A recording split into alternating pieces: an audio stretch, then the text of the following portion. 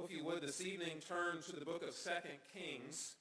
We'll be looking at 2 Kings chapter 3, verses 16 through 17. Now, if you weren't with us last week, then perhaps you don't know we're picking up kind of in the middle of a story.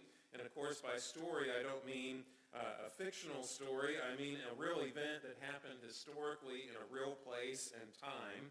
You have three kings. One is the king of Israel, Jehoram, a wicked king of the line of Ahab, in fact, Ahab's son.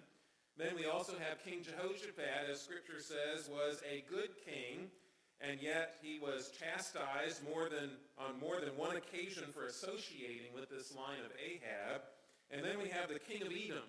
It doesn't tell us anything about this king, good or bad, but we know this people is not the people of God, and this particular king is probably not coming by his own volition, but probably because he is already under the thumb, so to speak, of Judah or Israel. And so they're coming to the king of Moab, who has rebelled against Israel's rule.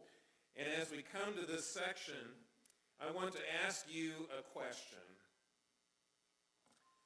Have you ever expected the hammer to come down on you as a boss, or from a boss, a parent, an officer of the law, or some other person, only to find instead undeserved, unexpected grace?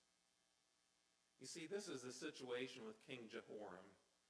King Jehoram was already told by Elisha in this context. He says, I would really have nothing to do with you except Jehoshaphat is with you. And when he comes to hear the words of Elisha, he is fully expecting Elisha to say what he thinks is the truth that God has called them to.